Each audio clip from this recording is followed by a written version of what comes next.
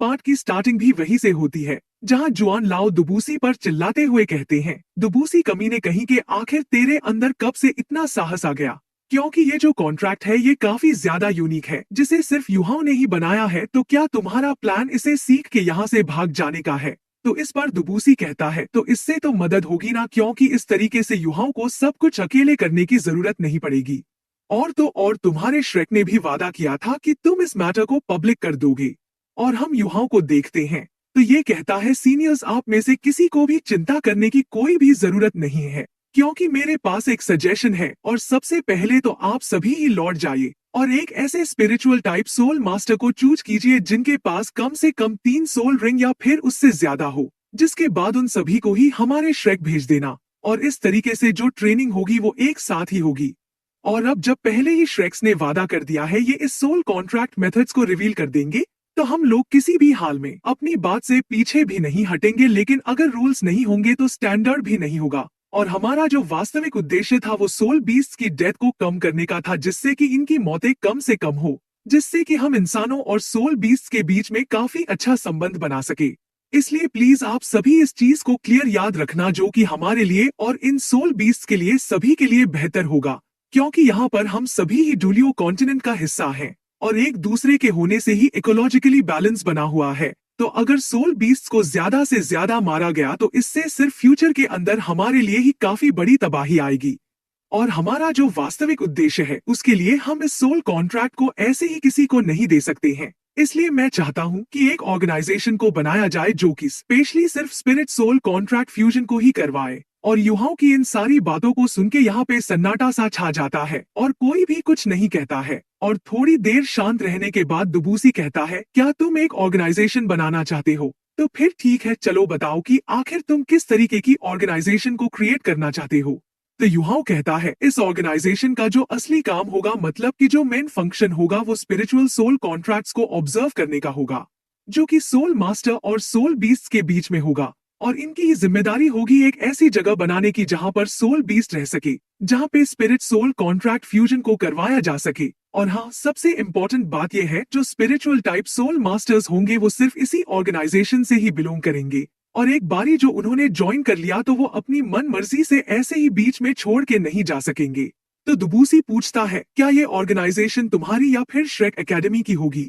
तो युवाओं कहता है, सीनियर्स आप लोग बिल्कुल भी चिंता मत करिए, क्योंकि ये जो ऑर्गेनाइजेशन होगी इसे सभी के द्वारा चलाया जाएगा। और मेरी सलाह है कि ये तीनों ही एम्पायर्स के बीच में हो, मतलब कि ये तीनों ही एम्पायर्स अपने अपने रिप्रेजेंटेटिव्स को भेजें, और तो और श्रेक रिप्रेजेंटेटिव्स भेजेंगे जो कि सभी साथ मिलकर ऑर्गेनाइजेशन काउंसिल को बना सके सुपरविजन के लिए। और जितने भी डिसीजंस होंगे फ्यूचर को लेके ऑर्गेनाइजेशंस के, उन्हें साथ मिलके लिया जाएगा। और रही बात रूल्स की, तो सभी सीनियर्स को हर हाल में साथ मिलकर ही काम करना होगा, जिससे कि उनकी एकता देखी जा सके। और तभी डीटियान ताली बजाते हुए कहता है, सर्वेलेंस एक काफी अच्छा शब्द है, और मुझे लगता है कि कुछ भी क्यों ना हो जाए, लेकिन हम सोल बीस्ट और तुम ह्यूमंस हमेशा दुश्मन ही रहेंगे, क्योंकि सिर्फ वही सोल बीस्ट तुम्हारे पार्टनर होंगे जो कि तुम्हारे साथ कॉन्ट्रैक्ट में एंटर करेंगे। लेकिन आखिर तुम्हें ये कैसे मालूम पड़ेगा कौन सा सोल बीस्ट तुम्हें सूट करता है? और ये चीज सिर्फ हमारे सोल बीस्ट भी बता सकते हैं। इसलिए हमें भी अपने रिप्रेजेंटेटिव भेजने की जरूरत है ज्वाइन करने के लिए। और इस चीज को सुन के दुबूसी भी खुश होता है और ये कहता है, बहुत अच्छे, हमारा जो बॉडी सेक्ट है वो भी इस चीज को सपोर्ट करता है। तो जुआन लाओ जो होते हैं ये कहते हैं, वैसे तो मैं तुम्हारे इस एग्रीमेंट से सहमत हूँ, लेकिन। और तभी जुआन लाओ काफी गुस्सा करते हुए कहते हैं, लेकिन क्या तुम अगली बार से जोश में आके अपने ऊपर ही हिट करोगे? क्योंकि तुमने जोश में आके जो हाथ पटका है उससे मुझे सच में लगा है। तो दुबूसी जो होता है ये भी खुश होते हुए कहता है, अरे यार बुरा मत मानो, लेकिन खुद को मारना कुछ ज्यादा दर्दनाक होता है। और इन दोनों को इस तरीके से बहस करता देख के डीटियान और बीजी जो होती हैं दोनों ही परेशान हो जाते हैं, जबकि इनके बीच में युहाओ भी बेचारा कुछ नहीं कर पाता। और जुआन लाओ कहते हैं, युहाओ क्या तुमने पहले ही सोच लिया है इस ऑर्गेनाइजेशन को कैसे सेटअप किया जाएगा और आखिर हम किस उद्देश्य के लिए इस ऑर्गेनाइजेशन को क्रिएट करेंगे? तो युहाओ बताता है, इस जगह पे पूरी तरीके से फैसिलिटी होगी स्पिरिट सोल कॉन्ट्रैक्ट करवाने के लिए, जो कि बराबर ही सोल मास्टर्स और सोल बीस्ट्स को दी जाएंगी। और तो ये एक ऐसी भी जगह होगी जहाँ पे सोल बीस्ट और सोल मास्टर अपने कॉन्ट्रैक्ट्स फ्यूजन को कंप्लीट कर सकेंगे।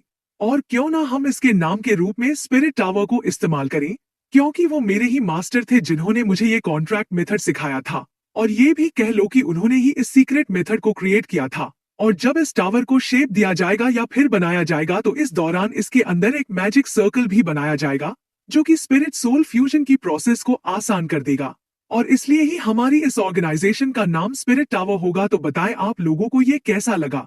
हम देखते हैं कि युवाओं ने सजेस्ट किया होता है ये लोग सबसे पहले स्पिरिट टावर को श्रेक सिटी के अंदर बनाएं। मतलब कि जो श्रेक सिटी होगी वो स्पिरिट टावर हेडक्वार्टर का घर होगा। और स्पिरिट टावर का जो नाम आया है वो असल में मास्टर का दिया हुआ है। और डूलियो कॉन्टिनेंट के तीनों ही एम्पायर्स जो होते हैं ये अपने अपने दूतों को भेजते हैं जिससे कि ये लोग युवाओं के स्पिरिट टावर ऑर्गेनाइजेशन की जो एस्टैब्लिशमेंट हो रही है उस पर डिस्कस कर सके। और दोनों ही पार्टीज काफी लंबा नेगोशिएशन करती है। जो भी सोल मास्टर ट्रेन होंगे वो स्पिरिट टावर को ही ज्वाइन करेंगे और एक तरीके से ये न्यू प्रोफेशन होगा। और ये जो तीनों अंपायर्स हैं इनमें से हर एक अपने रिप्रेजेंटेटिव को भेजेगा जो कि अलग अलग सेक्ट्स और एकेडमी के होंगे जो कि स्पिरिट टावर काउंसिल के मेंबर बनेंगे।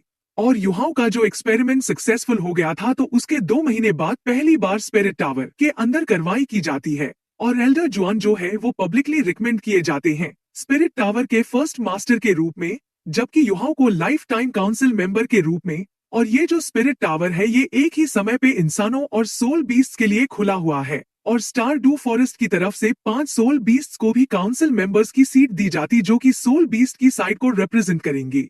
और तो ये भी हर एक के अंदर पार्टिसिपेट करेंगे जो कि स्पिरिट टावर काउंसिल के द्वारा की जाएगी। और ऐसे ही देखते देखते 3 महीने बीत जाते हैं और 9 महीने बाद हम देखते हैं कि युवाओं जो होता है डी टियान के पास आ गया होता है और उससे कहता है senior D Tian spirit tower का जो फाउंडेशन है वो कंप्लीट हो गया है। और क्योंकि इसका स्केल काफी ज्यादा बड़ा है तो इसे पूरी तरीके से कंप्लीट होने में 2 या 3 साल लगेंगे। और जो पहला ग्रुप है स्पिरिचुअल टाइप सोल मास्टर्स का जिनमें 4 या 8 रिंग वाले सोल मास्टर थे, तो मेरी गाइडेंस के चलते अब वो सभी ही स्पिरिट सोल कॉन्ट्रैक्ट फ्यूजन को पर्सनली परफॉर्म कर सकते हैं। तो डी टियान कहते हैं क्या आज तुम किसी और चीज के लिए मुझसे मिलने आए हो? और तुम्हारी जो ह्यूमन एग्जीक्यूशन स्किल्स है वो वाकई में काफी ज्यादा अच्छी है और मैंने इसे बीजी से सुना था।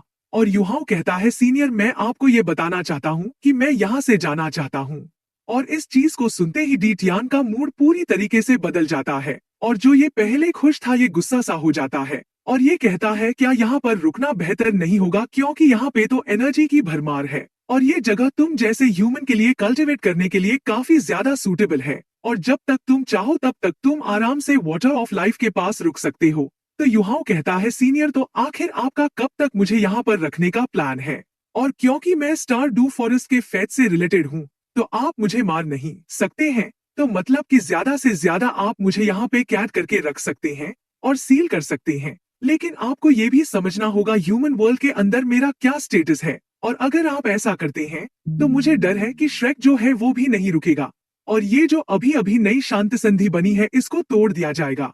और इस चीज को सुनते डी टियान को काफी ज्यादा गुस्सा आ जाता है और ये कहता है क्या तुम मुझे धमका रहे हो? तो युहाओ बड़े शांति से कहता है नहीं ये कोई धमकी नहीं है, मैं तो बस आपको सच्चाई ही बता रहा हूँ क्योंकि मैं स्टार डू फॉरेस्ट का फ्रेंड हमेशा के लिए बनने के लिए तैयार हूँ। और तो मैं यहाँ तक आपसे वादा भी कर सकता हूँ मैं स्टार डू फॉरेस्ट के अंदर कभी भी किसी भी सोल बीस्ट को हंट नहीं करूंगा।